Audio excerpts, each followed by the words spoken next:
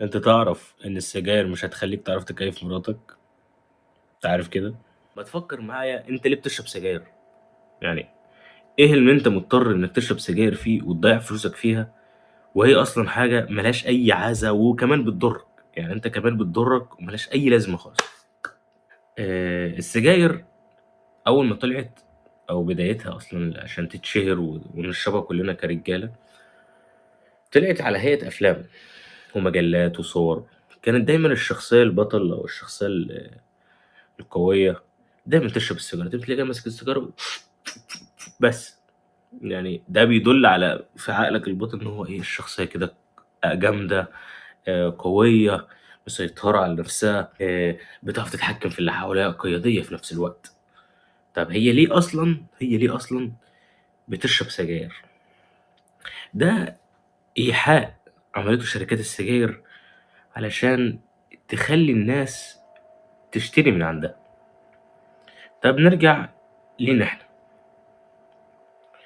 انت كإنسان، كراجل او كست عادي، كراجل بتشرب السجاير، بتقول لي انها بتهديني، فيها نيكوتين، هي فعلا بتظبط المخ وبتروقه على الاخر. انا عارف مع اني ما شربتهاش، بس انا دارس وفاهم انها بتروق المخ.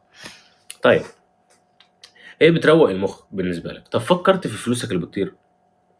فلوسك اللي بتطير دي مش بتروق مخك الفلوس؟ هي طارت منك. انت علبه السجاير بكام دلوقتي؟ توصل لل100 وال200، زي ما احنا عارفين انها غاليه الايام دي. اللي طبعا السجاير الرخيصه طبعا اللي بتبوظ اللي شبه البترول وانت بتضرب بنزين، فاهم؟ لا، انا مش قصدي على السجاير دي، انا قصدي انك انت بتصرف فلوس قد ايه في الماده اللي انت بتدخلها جسمك، غير انها بتضر طبعا، دي احنا عارفينها. طيب. طيب احنا فكر فيها كده، هتفضل لحد امتى تفضل تشرب في سجاير، او تفضل تدخن شيشه او سجاير؟ طبعا طول حياتك لحد ما ايه، تموت. السجاير معروفة إنها بتخلي العمر بتاعك يقل نسبته، على زي بطارية الآيفون كده، زي بطارية الآيفون. تليفون الآيفون بيتقل مع الأيام على حسب سخونة الجهاز، على حسب أداؤه معاك، لعبت عليه كتير، حطيته على الشاحن كتير لحد ما سخن، وفرته للشمس. انت بالظبط الانسان نفس تليفون الايفون. اللي بيحصل انك تشرب سجاير مثلا، لو نسبة آه، صحتك 100%، انت بتقللها واحدة واحدة لحد ما توصل سن ال40 او ال30. وكمان لما توصل سن ال30 وال40 وانك تشرب سجاير كمان عليها، انت كده بتقلل عمرك خالص كمان. هتقول لي ما هي الاعمار بيد الله، ما هي الاعمار بيد الله فعلا، ونعم بالله عارفين الكلام ده. بس انت كأنك بتضر جهازك المناعي وتضر جهاز التنفس بتاعك على شوية سجاير ب100 جنيه ولا 60 جنيه. يعني يا ريتها سيجار، سيجار غلط اصلا، بس يا ريتها سيجار وليك باشا ابن باشا. لا، انت بتبقى اصلا مزنوق في الفلوس دي وبتجيب بيها سجاير، ده غير انك تشرب، ممكن تشرب مخدرات. السجاير في حد ذاتها مفتاح خفيف صغير بيوديك للمخدرات في الاخر. 100% لازم يوديك للمخدرات، لانك انت لازم تعلى بنسبة المخدر اللي بيخش مخك. طيب، لحد امتى هتفضل تشرب في سجاير؟ لحد ما تموت؟ طب مش نفسك مثلا تشوف عيالك مثلا، أو تشوف حد من اللي انت بتحبهم يعيش معاك وتفضل شايفه، او تفضل مع مراتك، والدتك، ابوك، اخوك، ايا كان. يعني انت ليه اصلا تشربها؟ انا عارف ان المخ بيوقف من غيرها، بس انا هديك طرق تخليك تبطلها. سؤال، فكر فيها. انت اسأل نفسك كده، هو سؤال اسأل نفسك: ليه بشرب سجاير؟ ووقت انهي وقت بشرب فيه سجاير بالظبط؟ يعني انهي وقت بشرب فيه سجاير وامتى ما بكونش بشرب سجاير؟ لازم تشوف مواعيد بالظبط اللي انت بتحدد فيها انك تشرب ولا لا. يعني انت في المعتاد تشرب سجاير لما تكون مخنوق، تشرب سجاير لما تكون في مشكلة معاك، او بتحل مشكلة، تقوم مولع السيجارة ولع على طول. طيب انت شربت الربراب ده. الربراب ده انت شربته، حل مشكلة؟ لا، اداك مدة مؤقتة كأنك بتتفرج على افلام اباحية. هي نفس الشيء. ده غير لو احنا بنتفرج على افلام اباحية اصلا. بس هي نفس الشيء. فيلم اباحي هو نفس السجاير، نفس الادمان. كل ما تكون متضايق او تكون متوتر، تقوم ايه، تاخد تتفرج لك على فيلم، تفك لك باريزة. عارفين احنا الكلام ده. هتبطلها ازاي؟ حاول تلعب رياضة. لازم تلعب رياضة.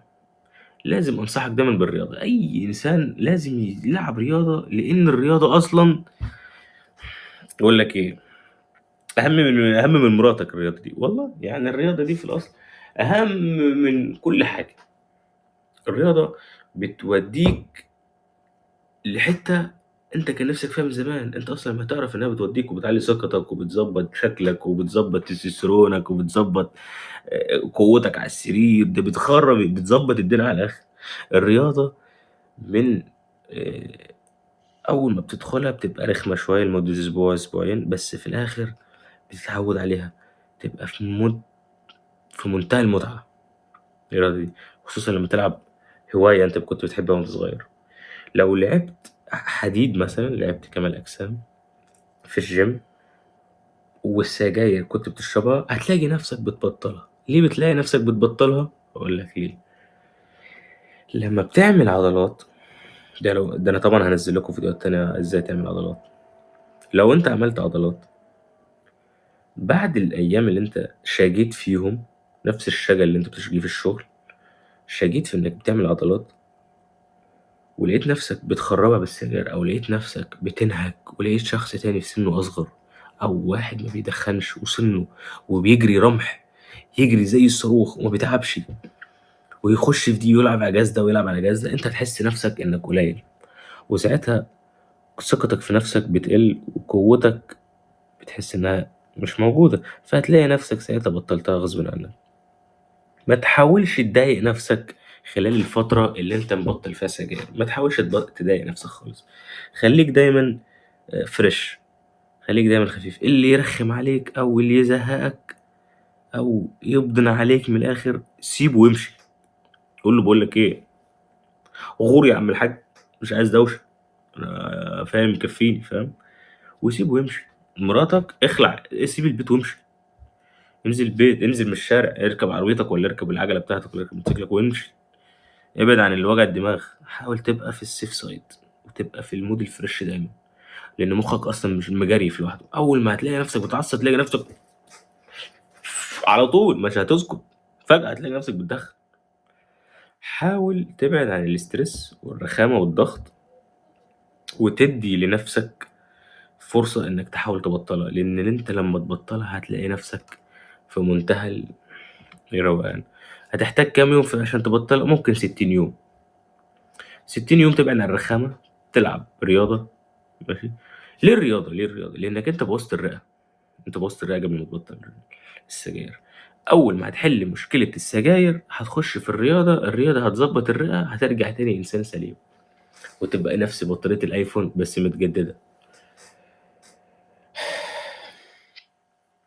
فكر في الكلام اللي انا قلته لك. مش محتاج انك تتعب نفسك عشان شوية ستريس ولا شوية ضغوطات موجودة في الشغل ولا موجودة مع مشاكل عائلية عشان تشرب سجاير. وخصوصا لو انت في سن 16 سنة او 15 سنة، مش محتاج.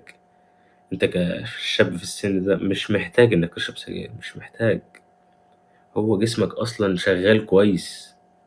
ما تحاولش تبطله، خليه شغال. وغير ان السجاير اصلا هتتعبك في حتة تانية انت مش عايز تتعبها خالص، مع مراتك.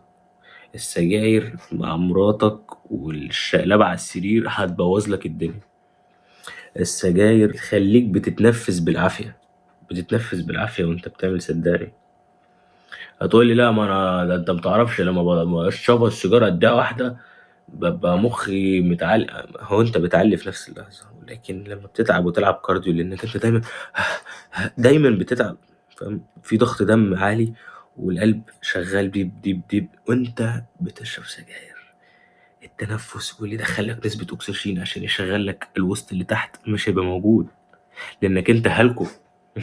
أنت هلكو زي بطارية الآيفون، فاهمني؟ زي ما قلت لك، حاول تبطلها لو مش عشانك أنت، وأنت مش خايف على نفسك وطز في أي حد، وده راحتي أنا الشخصية. طيب فكر إنك أنت مش هتعرف تكيف مراتك وأنت بتشرب سجاير.